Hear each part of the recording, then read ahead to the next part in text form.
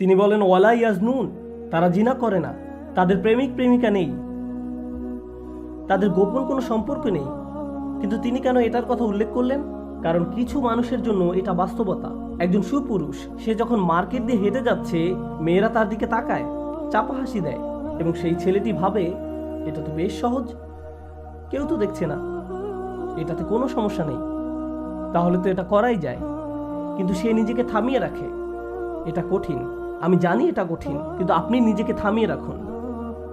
মেয়েটা ভাবে ছেলেটা আমার দিকে তাকিয়ে আছে, সে নিশ্চয়ই ভাবছে আমি কতটা সুন্দর, সে এটা নিয়ে আনন্দ পায়, কিন্তু সে নিজেকে থামিয়ে দেয়, না এটা পাপ, আমি এটা করতে পারি না, এটা ঠিক না, আমার বাবা মা দেখছে না, পুলিশ আমাকে থামাচ্ছে না।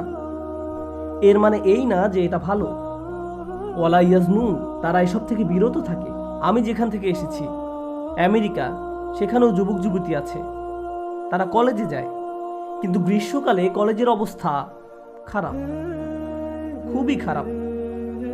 একটা 18-19 বছর বয়সের ছেলে যার হরমোন তার ভিতরে প্রভাবিত করছে, এবং তার কলেজের ক্লাসরুমে এমন মেয়ে থাকে যারা খুব সামান্যই কাপড় চোপড় পরে। এইসব মেয়েরা তার নিকট আসে এবং বলে, হেই, তুমি কি আমাকে হোমওয়ার্কে সাহায্য করতে পারবে? আল্লাহ তার পরীক্ষা নিচ্ছেন, তার পরীক্ষা নেওয়া হচ্ছে, আপনাদেরও পরীক্ষা নেওয়া হবে। শুধু আমেরিকাতেই এমন না, আপনাকে মার্কেটেও পরীক্ষা নেওয়া হবে। একই পরীক্ষা বারবার নেওয়া হবে। কিছু সময় এটা সহজ হবে না, বিশেষ করে যুবকদের জন্য। আবারও বলছি, এটা সহজ হবে না। আপনার কোনো বন্ধুর সাথে আপনার ফোনে যোগাযোগ থাকতে পারে যা সম্পর্কে আপনার বাবা মা জানে না।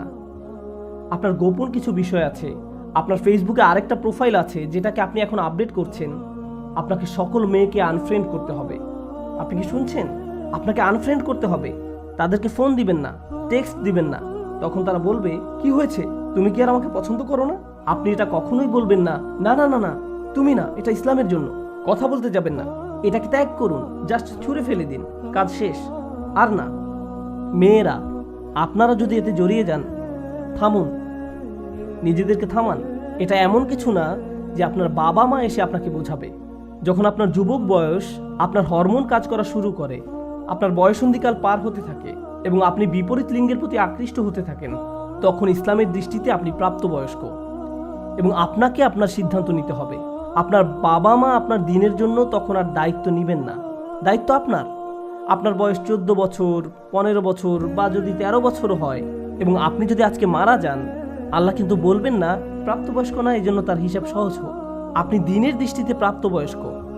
এই ধর্মটা আপনাদেরকে দ্রুতই প্রাপ্তবয়স্ক বানিয়ে দেয়, সেই মুহূর্ত থেকে যখন আপনি বিপরীত লিঙ্গ নিয়ে কিছু মজাদার ভাবতে থাকেন। আল্লাহ আপনাকে পরীক্ষা করবেন একজন 50 বছর বা 30 বছরের বয়স্ক মানুষের মতো। আপনি তাদেরই মতো।